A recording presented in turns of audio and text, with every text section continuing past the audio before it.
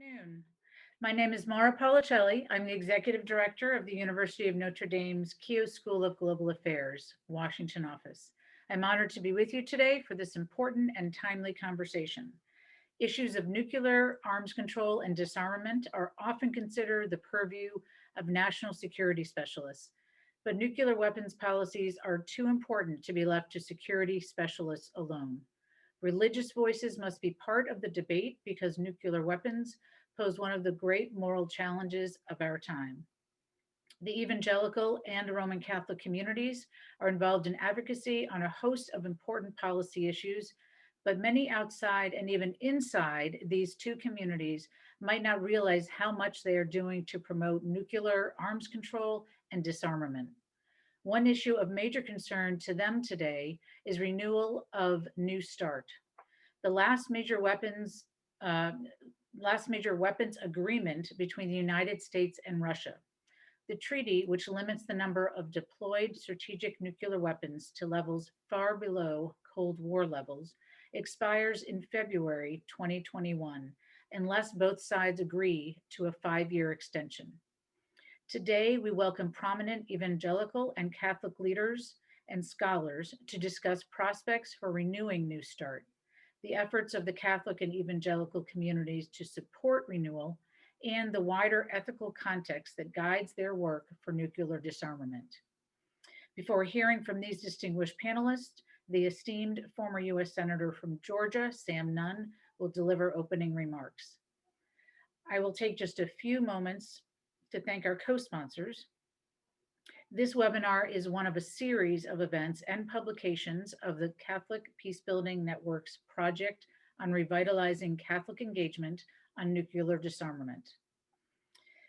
The co sponsors are the Keough School's Kroc Institute for International Peace Studies, the National Association of Evangelicals, the United States Conference of Catholic Bishops, Office of International Justice and Peace, the Nuclear Threat Initiative, the World Evangelical Alliance Global Task Force on Disarmament and Nuclear Weapons, Georgetown University's Berkeley Center for Religion, Peace, and World Affairs, and Catholic University of America's Institute for Policy Research. So let's begin. We'll be introducing our panelists. Former U.S. Senator from Georgia, Sam Nunn, is one of the world's leading voices for a world free of nuclear weapons. He served as chairman of the Senate Armed Services Committee and championed landmark legislation, including the Nunn-Lugar Cooperative Threat Reduction Program. He is the co-founder and co-chair of the Nuclear Threat Initiative, a global security organization focused on reducing nuclear and biological threats. Also with us is Dr. Walter Kim. He's president of the National Association of Evangelicals. He also serves as pastor for leadership at Trinity Presbyterian Church in Charlottesville, Virginia.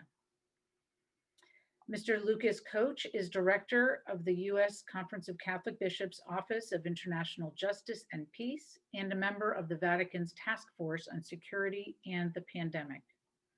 Dr. Maryann Cusimano Love is Associate Professor of International Relations and a Fellow at the Institute for Policy Research and Catholic Studies at the Catholic University of America.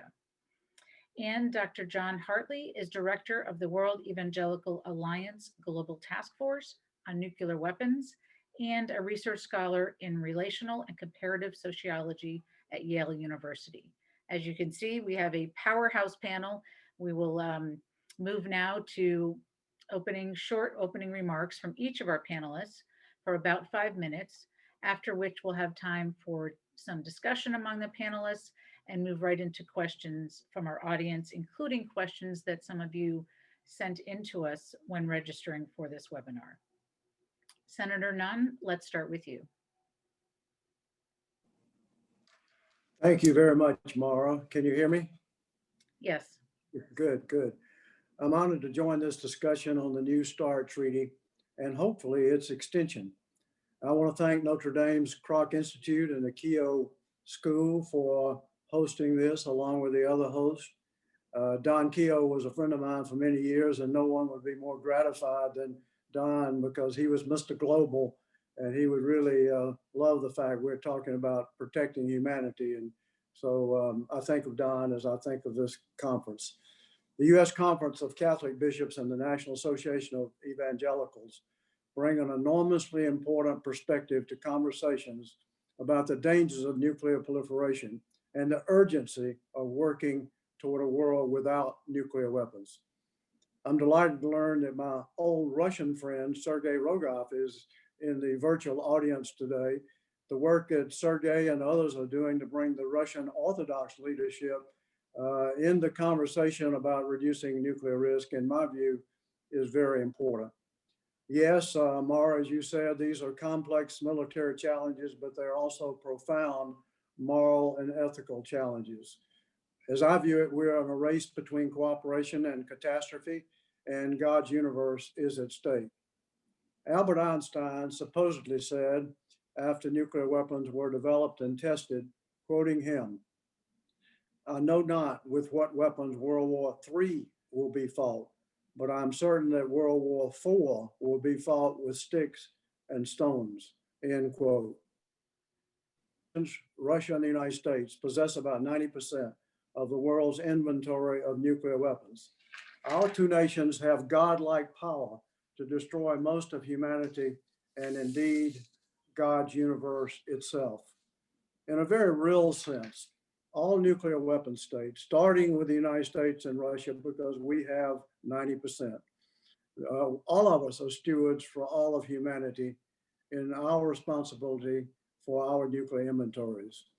In the last remaining bilateral treaty governing strategic nuclear forces, new started between the United and Russia, it ends in February, next February. And if it ends, and I hope it doesn't, the world's most destructive weapons will be unlimited and unverified for the first time since the end of the Cold War. This is a result we must avoid. Despite the significant progress, it has been of reducing total nuclear stockpiles by 75% since the Cold War heights. The risk of use of nuclear weapons today, in my view, is growing. Approximately 14,000 nuclear weapons in the world are spread among 9 countries. Most of these deadly weapons, or rather many of these deadly weapons, are on high alert, ready to be launched in only a few minutes, based upon the decisions of a handful of fallible humans with fallible computers. Cyber interference with command and control and warning systems of any nation with nuclear weapons significantly increases the risk and makes false warnings and nuclear war by blunder far more likely. We're in a new era of technology. We must begin to make technology work to reduce, not increase risk. All nuclear weapon states should undertake an internal comprehensive review of their own nuclear systems, including related command and control, communication, and warning systems. The goal must be to reduce any risk of war occurring by accident, miscalculation, nuclear terrorism, or cyber attack. Skillful diplomacy between the United States and Russia could extend the life of the New START agreement up to 5 years, and that's provided for in the treaty. This would provide very valuable time for negotiating deeper reductions, a more comprehensive agreement in the world's 2 biggest nuclear arsenals. I'm heartened by the news this week that the United States and Russia may be close to a deal to extend the treaty for at least a year, to give time to keep negotiating on a future treaty. Verification provisions will take considerable time to negotiate. If they're able to agree on a warhead freeze, all the better, but it will take some time to get the verification in place. The main thing for our leaders, and I think this is something the public needs to understand, is for our leaders, President Trump and President Putin, to not let the New START treaty lapse when there's nothing to put in its place. The Trump administration has been seeking to include China in a future negotiation. China's military programs are growing rapidly, but it currently has a few hundred rather than thousands of nuclear warheads. Engaging China is an important goal, but they must be persuaded to join. And I don't think threats are going to achieve this. China has made it clear that it first needs to see substantial reductions in the stockpiles of both the United States and Russia, which do far exceed China's own stockpile. The United States, Russia, and China, as well as other nuclear powers, need time to discuss and agree on how to manage the range of destabilizing factors that threaten a catastrophe that humanity could never repair. As a first significant step, China could be invited to join the United States and Russia in restating the Reagan-Gorbachev principle that a nuclear war cannot be won and must never be fought. That would be a very strong beginning of including China. Extending New START now will provide essential time for a careful step-by-step approach to further reductions in US and Russian nuclear weapons stockpiles, with the ultimate goal of eliminating nuclear weapons as a threat to the world. After New START has been extended, all nuclear weapons should be subject to limits, including those associated with short-range, so-called tactical nuclear systems, of which Russia has a larger number. New verification measures will be needed, however, and in my view, it would be much better if we negotiated toward eliminating all battlefield tactical short-range nuclear weapons. They are the most destabilizing because they are located much nearer to front lines, and I also say in some circumstances they could be considered pre-positioned equipment for terrorists because their security of those short-range systems is enormously important. And certainly during the Cold War, there were lapses that I personally observed. Other outstanding issues will need to be discussed, including ballistic missile defense, including weapons in space, including precision-guided long-range conventional arms, and including in particular emerging technologies, including cyber. We have no red lines in cyber. We have no understandings in cyber, and we need both. So, is there reason for hope? Can we get on a less dangerous path? I believe the answer is yes.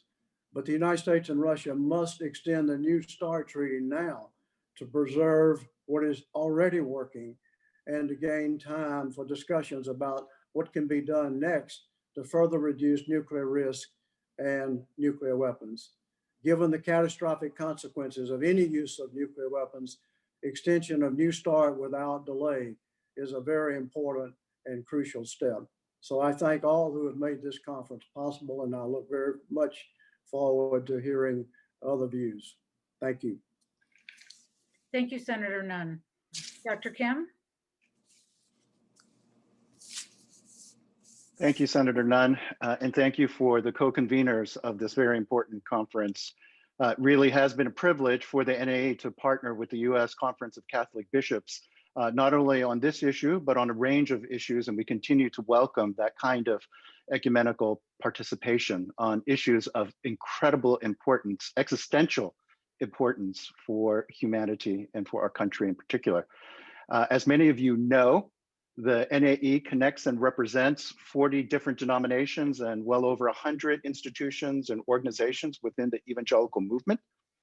And it began at a particular point in the 1940s, where there was a growing concern among those who were evangelicals that the contentious debates that were occurring between the modernist forces within the church and fundamentalist forces within the church were creating a disengagement of Christians at a point where engagement was most critical and vital, not only for the health of the church, but for an influence of good in society.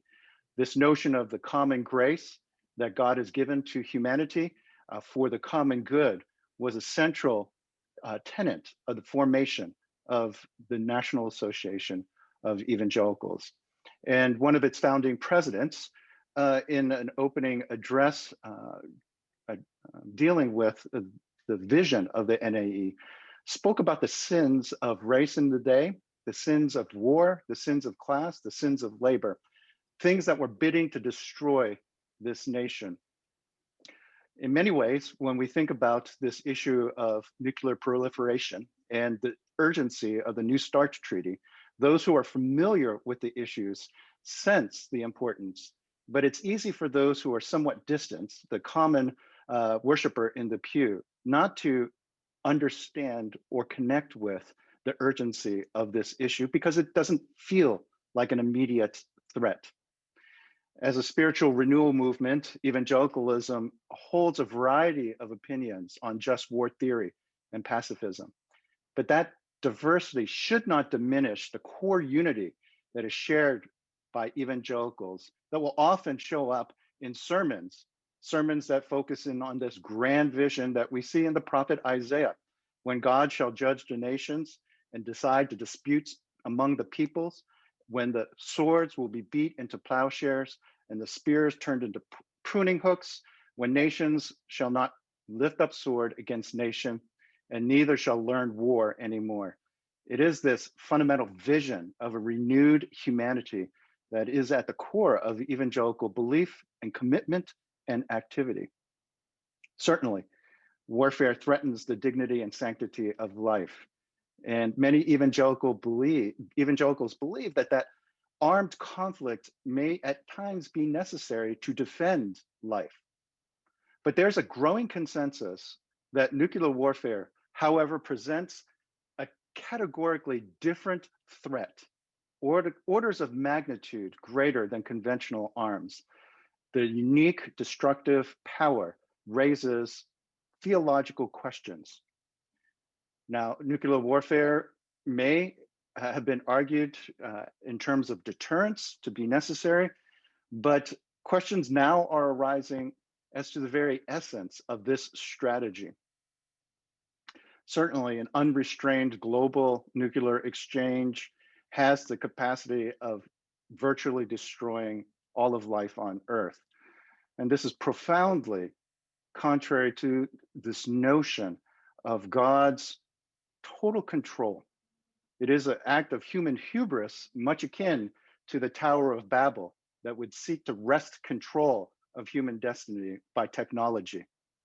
Nuclear warfare seems to be a modern version of this Tower of Babel.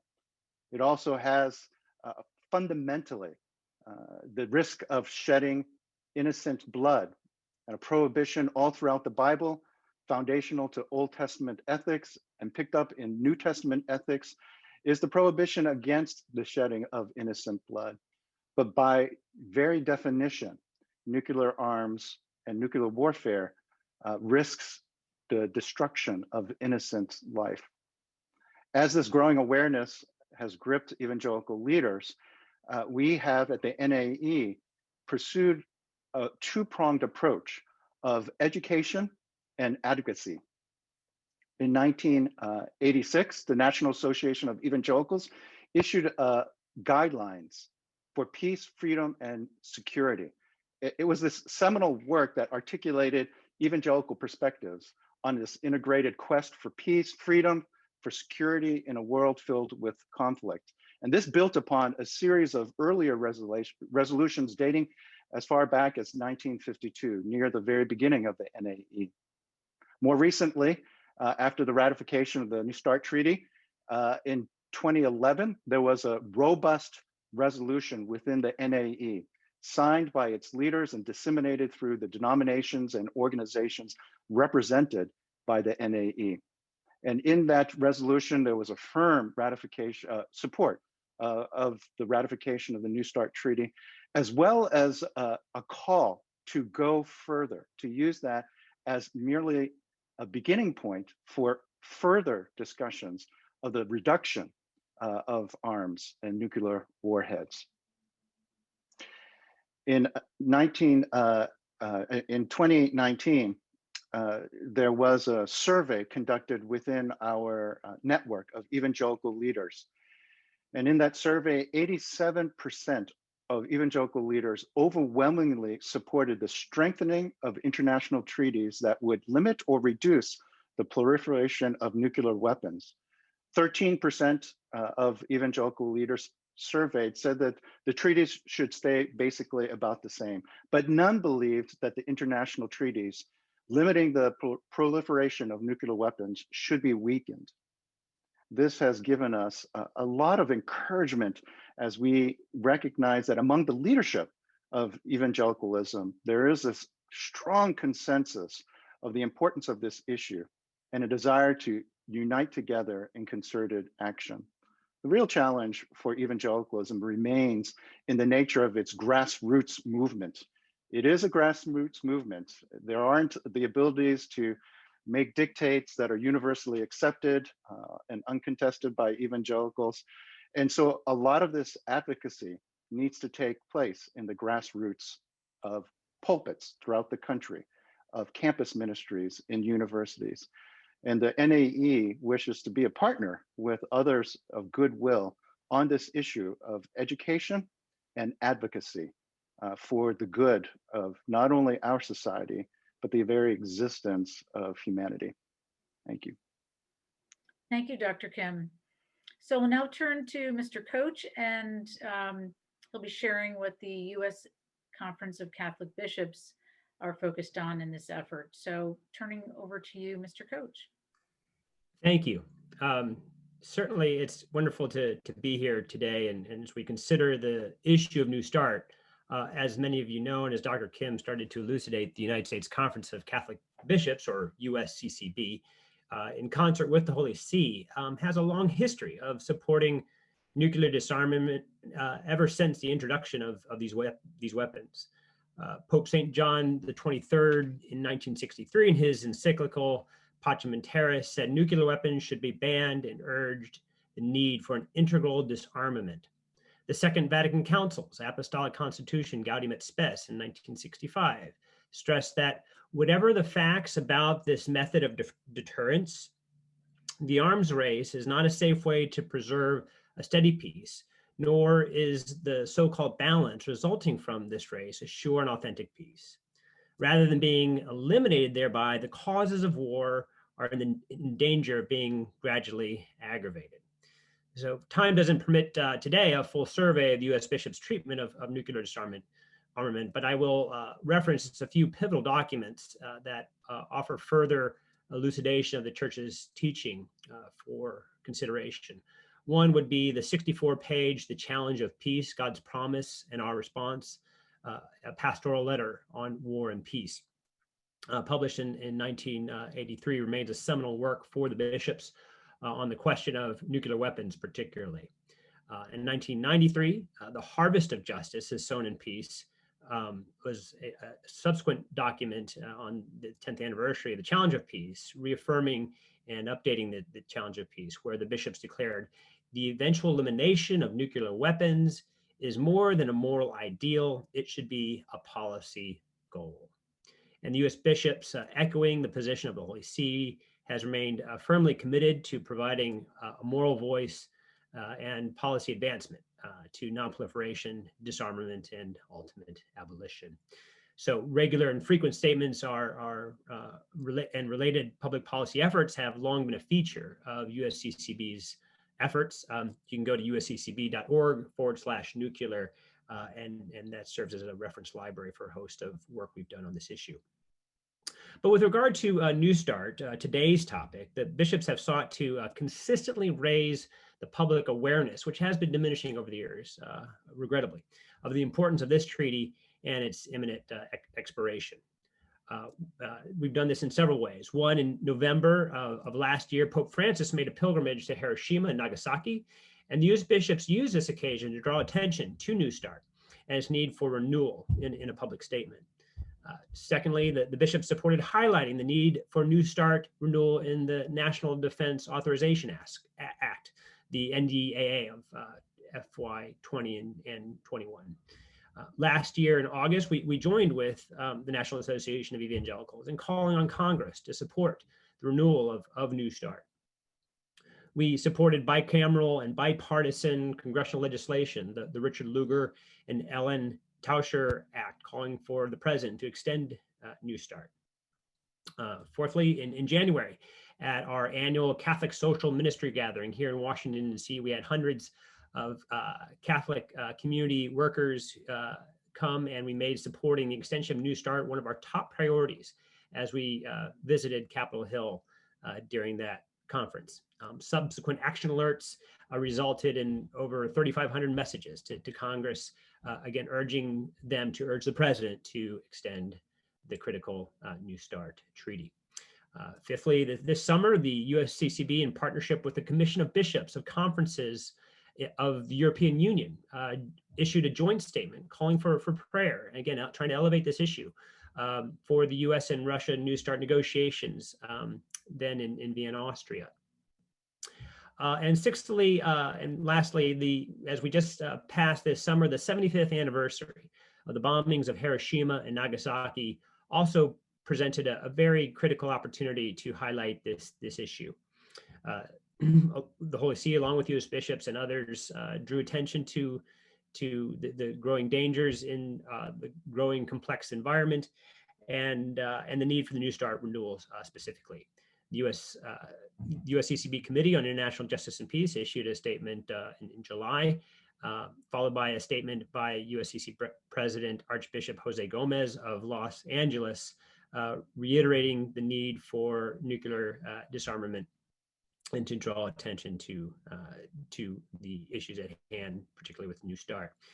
And capping off some of these events that we use to celebrate and not celebrate, but to commemorate certainly this auspicious occasion and to reconsider the need for New START.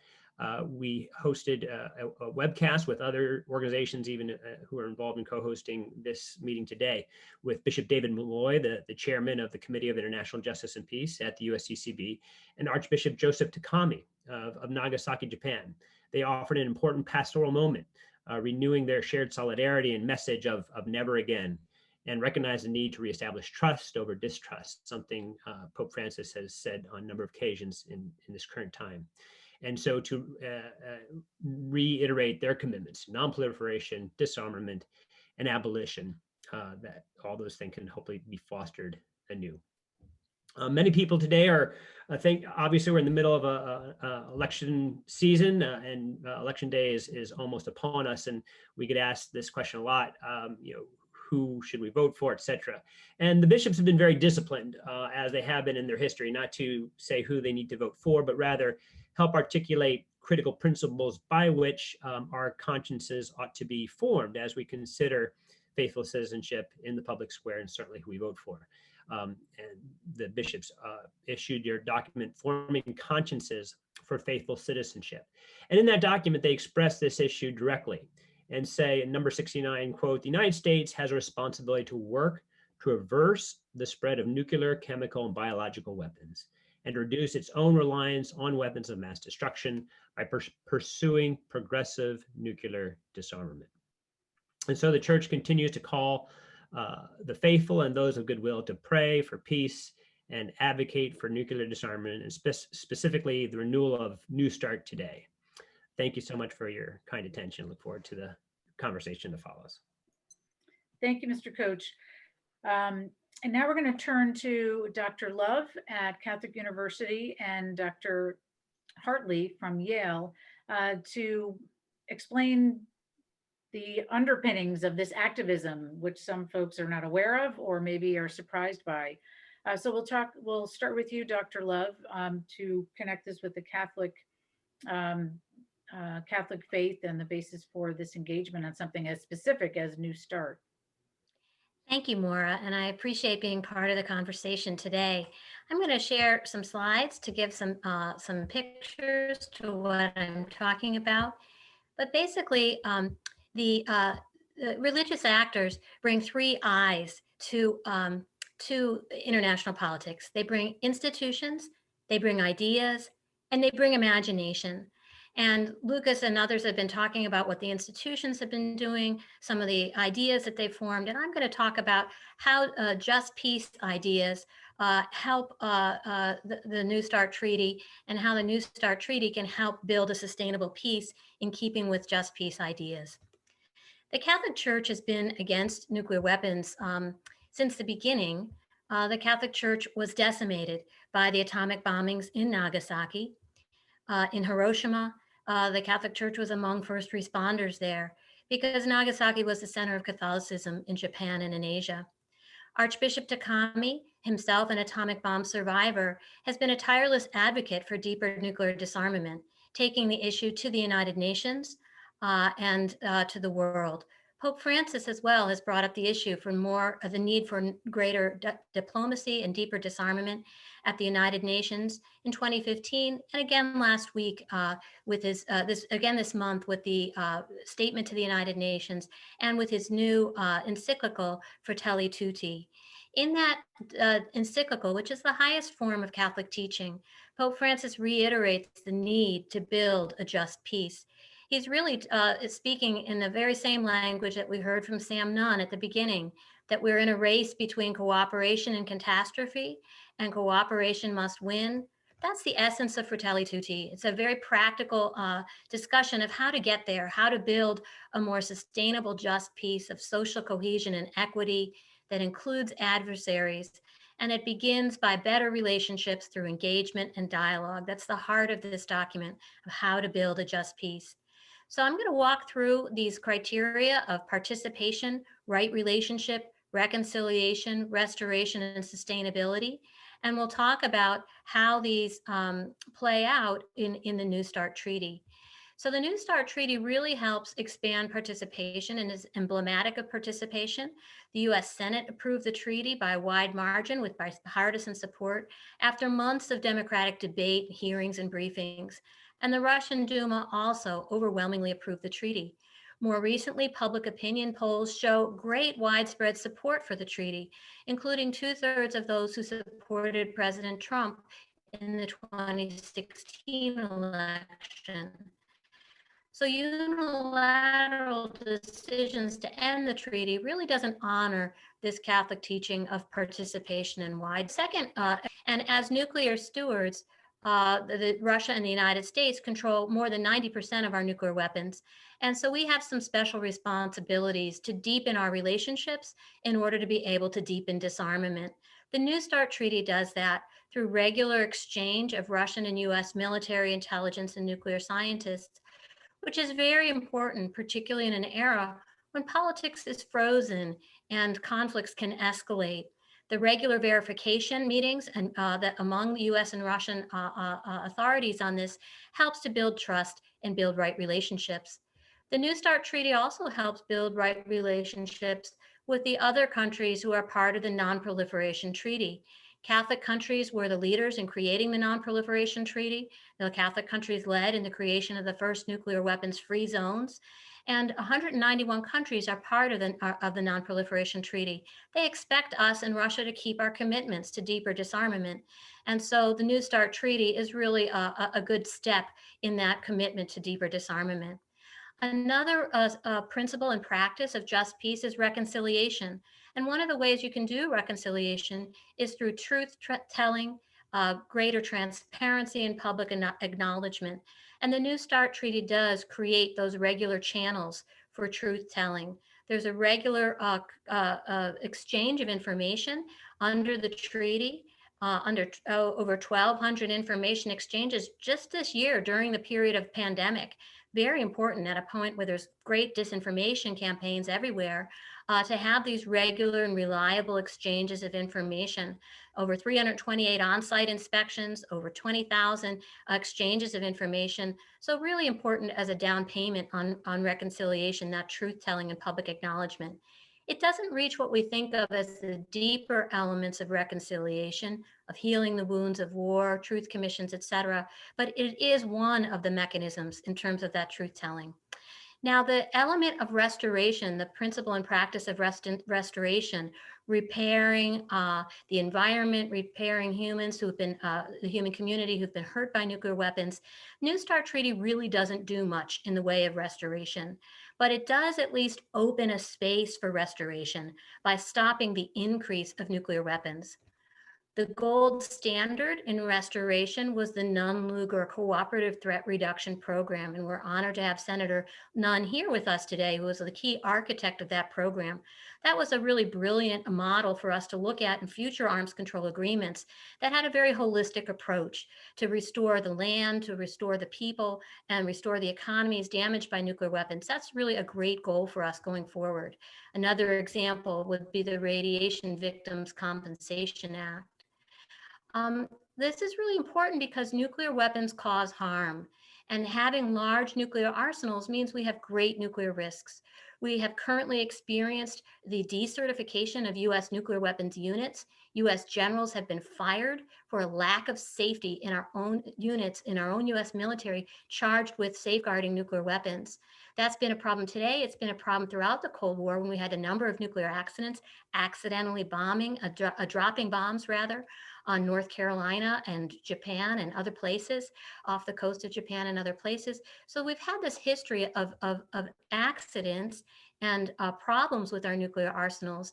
So to move towards the last principle and practice of just peace, of sustainability, we really need to have smaller numbers of those arsenals. So we will have smaller risks of nuclear accident and use, and smaller risks of the environmental and human health consequences of those weapons, to have a more sustainable just peace.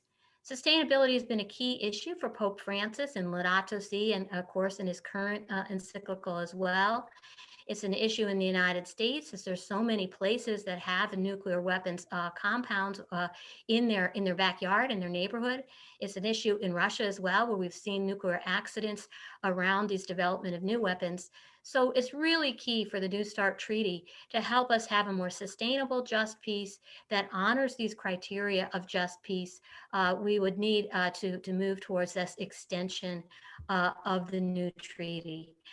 Of the New START Treaty. So thanks for our opportunity to talk about this today, and I look forward to speaking with you more in Q&A.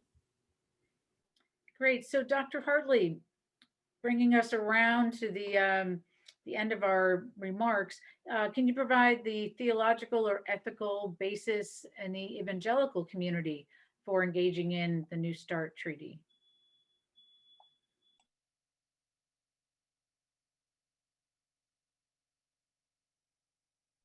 Sorry, it took me a moment to get unmuted. I apologize. It's a pleasure to be with you all and to have this moment to engage with you.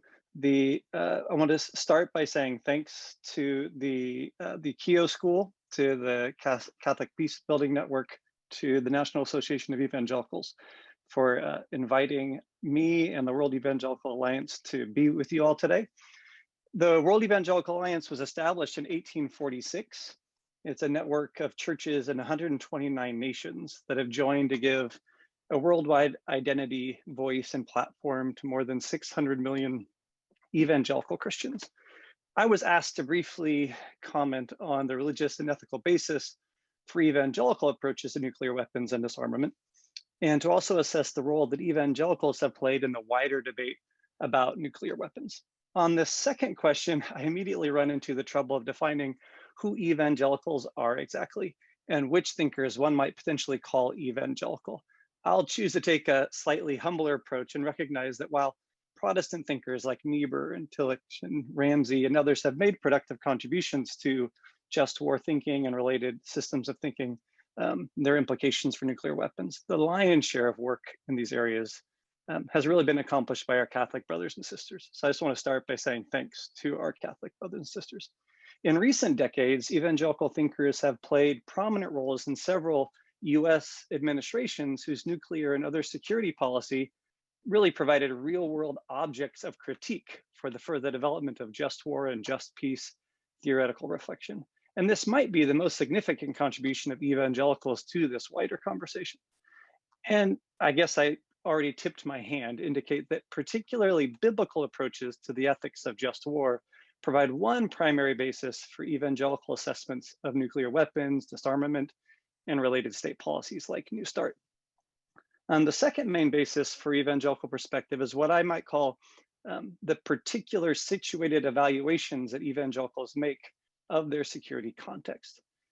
Evangelical streams of committed pacifism, which exist and are or influential would find issue with both of these bases, biblical approaches to just war and evaluations of security context. Similarly, alternatives to the just war framework, such as just peace or just peacemaking, provide overlapping ethical reference in certain circles of evangelicalism. I want to acknowledge these brothers and sisters and their growing influence, particularly among younger generations of evangelicals. But for reasons of time, my comments will focus on the more dominant voices. As I mentioned, I'm here representing the World Evangelical Alliance, but evangelicals don't possess anything like the cohesive hierarchical institutions of Catholicism. So distinct evangelical positions exist and hold orthodox positions across our global community. Just war theory is applied in varied ways. And similar variation has been seen across time and space within other traditions of Christianity as well. Catholicism, pre-1963, the Church of England, and the broader Christian community. For simplicity, I'll argue that two primary axes of this variation among evangelicals are particularly helpful for you to understand our community. So the first axis is what I'll just call theological ethical. The second axis I'll call kind of a variation of security context. And that variation of context affects the way that ethical and theological reflections get kind of put into practical action. So historical example of this variation of security context prevailed between post-World War II Europe and post-World War II the United States, where perspectives on the ethics of tactical nuclear weapons diverged greatly, and at least in part based on the direct security risks that those tactical nuclear weapons presented. America was comfortable with the idea. Europe was skeptical. That's how situated security contexts affect the way we imagine these ethical frameworks coming into practice. So on the theological ethical side, we may lay out a continuum of positions in evangelicalism, from pacifist idealism that's oriented toward a present realization in human life of future kingdom qualities, a la Hauerwas, to a sober Christian realism that emphasizes the persistence and inevitability of human sin and its quest for power and control, a la Niebuhr.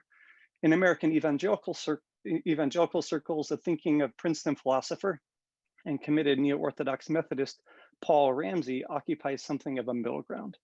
So, but amidst all of these communities, there would be a general consensus that practical and prudent reduction in nuclear arms is a good, and that proliferation puts the flourishing of humanity at risk. Divergence between them really emerges over what is considered practical and what is considered prudent. And these issues involve judgments about circumstances that some colleagues have called irreducibly uncertain. So the disagreements that emerge and that play out in prominent evangelical magazines like Christianity Today and Providence kind of reflect the wrestling with irreducible uncertainty. So to wrap my comments up, that really you could think that these interactions really place evangelicals wrestling with what is the highest moral call facing government leaders. Is it elimination of the nuclear threat altogether, as we've heard quite a bit about today? Or is it really the constraint of evil? Or is it really the protection of citizens? Where all of these concerns are rooted in an ethic of neighbor love as laid out in Luke 10. Where people sit in the world affects their evaluation of these things. And as the weight of evangelicalism has shifted from North America and Europe to the global South and continues to shift to the global South, the voices we hear from evangelicals will increasingly reflect communities whose sense of security is more affected by the presence of nuclear weapons, period, than the presence of nuclear weapons pointed at them. So that's my initial comments, and thank you very much. Great, thank you, Dr. Hartley. Thank you to all of you who submitted questions when registering. I know we're running a little bit late, but we're going to include as many as we can and get some crisp responses from our panelists so we can accommodate as many questions as possible. So I'm going to start with you, Senator Nunn, and give you a double header. One is, so what if New START is not renewed? What are the prospects of replacing it with a different kind of treaty? And secondly, the role of China. So I'm just going to toss those two at you, and you can take one, both, but those two, I think definitely are ones for you to tackle for us, Senator. Well, let me just take the first one because I covered the China subject in my original remarks. But I would say a couple of points on the consequences if it's treaty. First of all, military leaders, both in Russia and the United States, and indeed broader around the world, would have less confidence because there'd be uncertainty. And with uncertainty comes in much of military thinking, which is professionalism, assumption of worst case, assumption of capacity rather than intent. That means both sides would probably develop more weapons. We'd have more weapons and less stability. So second, I would say verification. Maryann mentioned the comprehensive verification, including on site, that takes place in this under this treaty. If we don't have the treaty renewed, we'll have no verification. Again, assumption of worst case. And third, and I know that this has already been mentioned, but countries all over the world signed up not to have nuclear weapons in exchange for the nuclear powers to step by step eliminate nuclear weapons. That was the heart of the 1968 Non-Proliferation Treaty. This would be a huge blow to the confidence of those countries that do not have nuclear weapons. So let me stop there since I know that time is of essence.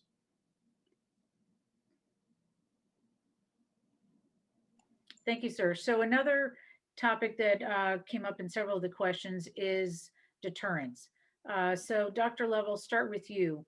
How do you respond to the question about deterrence seems to be working, so why do we need to reduce nuclear arms from the religious or ethical perspective? Yes, thanks, Maura. I think that's really based on a false premise. So the premise is that nuclear weapons have kept us safe in the past, and therefore they will keep us safe in the future. Both parts of that are wrong.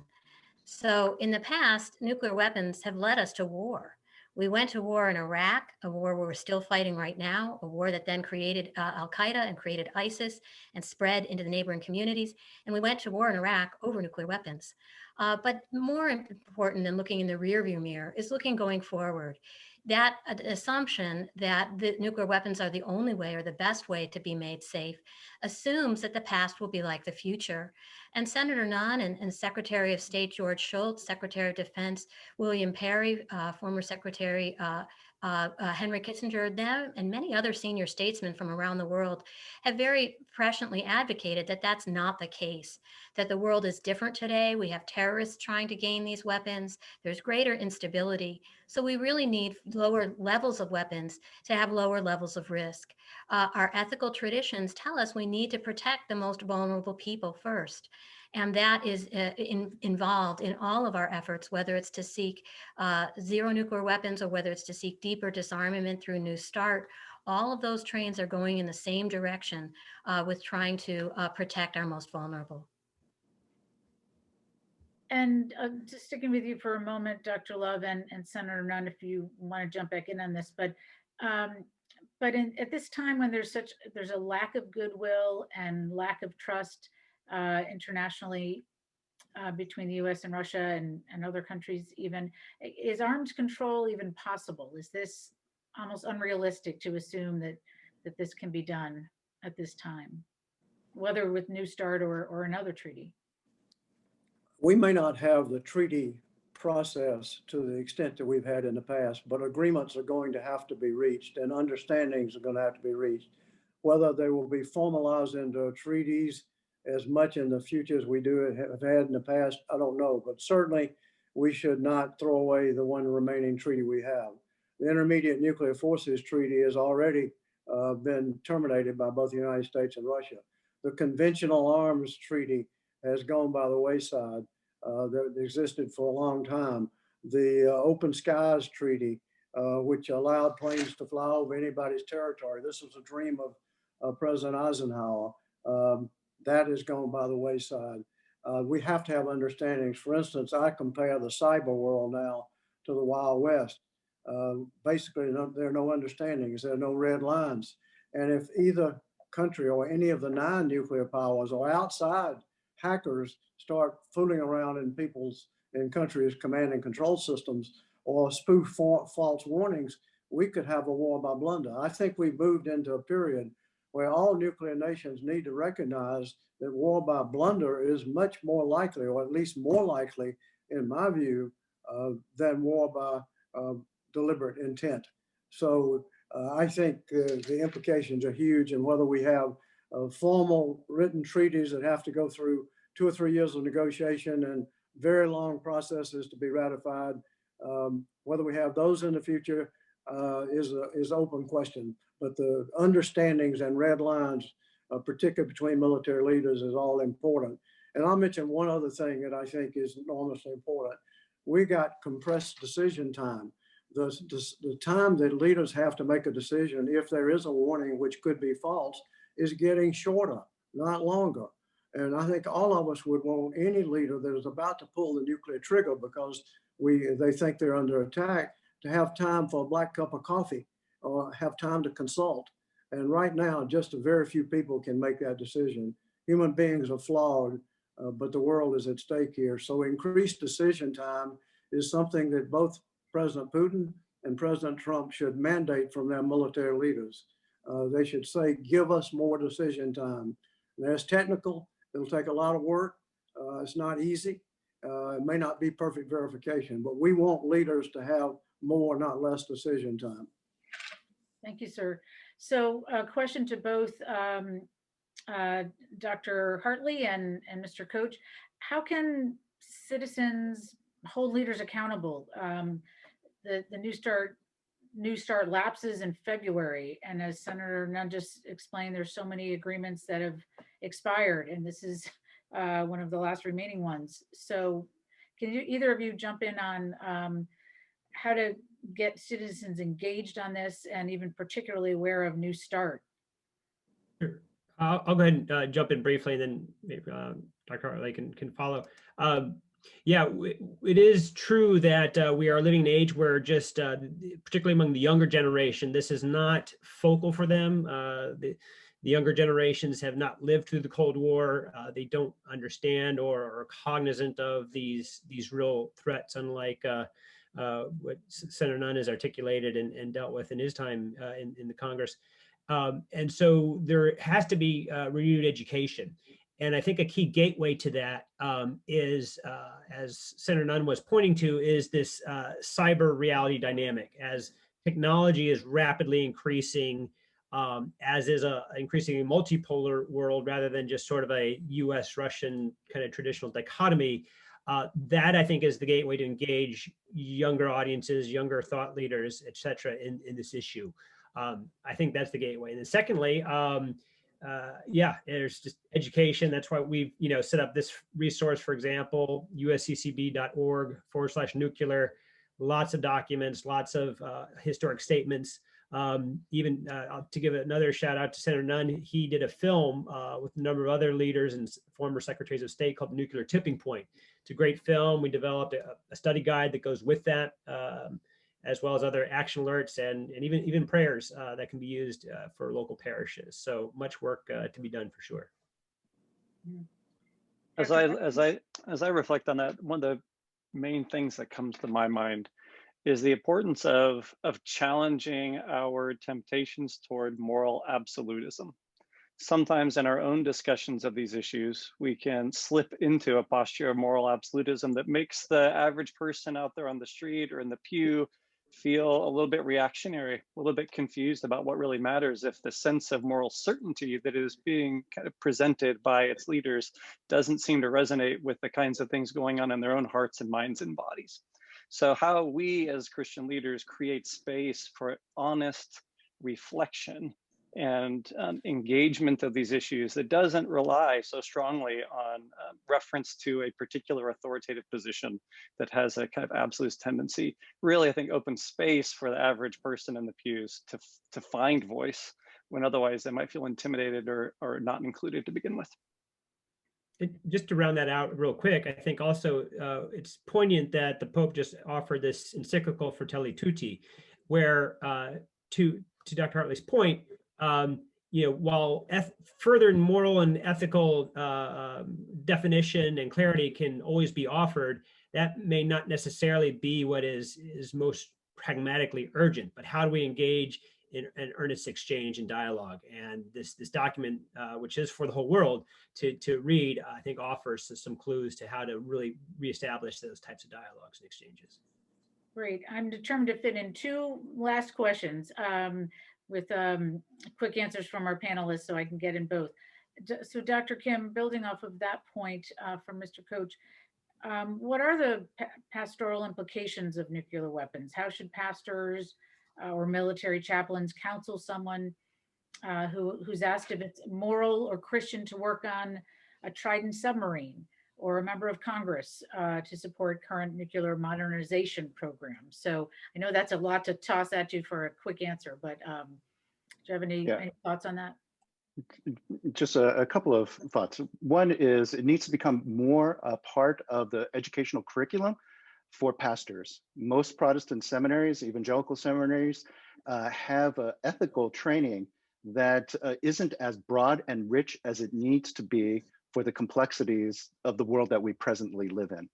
So one thing would be to take a step back and to even educate pastors on how to think through biblically what the issues are that relate to this particular question.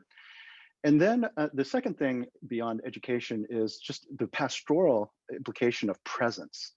The Bible is full of examples. Daniel in the Old Testament, Jesus in the New Testament, eating with sinners and tax collectors. The Bible is very strong in this incarnational model that evangelicals get. So within the evangelical world, this would make sense, being a faithful presence, even in systems that are morally complex or unjust, to make a more extreme case of it. So, for our military chaplains within the NAE system, world, we would encourage them to understand that their faithful presence is incredibly valuable, even if it's within a context of moral complexity. And they're in good tradition with Daniel and Jesus. Excellent. Thank you so much. One very quick question for Dr. Love. I know we're a couple minutes over, but can you just quickly clarify your point about accidents with nuclear weapons? One of our viewers is concerned about that. Maybe you can just clarify that specific point from your presentation. There have been a number of lost nuclear weapons. The United States admits to losing about 11 of those, and some of those were accidentally dropping bombs that didn't detonate. Off the coast of Spain, it did kind of create a dirty radiological explosion. There was some dropped in North Carolina and other places.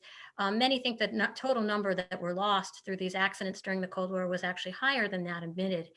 There's whole books written about this, Command and Control, about the many times we came very, very close to a nuclear war through accidents, and that's really what Senator Nunn was talking about. We don't want to be bumbling into war through misinformation, whether it's cyber, whether it's a malfunctioning of equipment, that could be quite disastrous.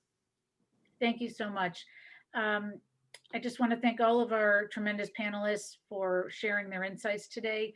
Our nuclear initiative includes monthly webinars for students and recent graduates from around the world. The Keough School, the University of Notre Dame, we certainly are committed to joining these tremendous leaders today to educate our students, our faculty, and others about this critical issue, and New START in particular. If you want to discuss these issues with others who become leaders on nuclear weapons issues, please join us for our next webinar, which is November 10th, 2020, at 8 p.m. Eastern Time.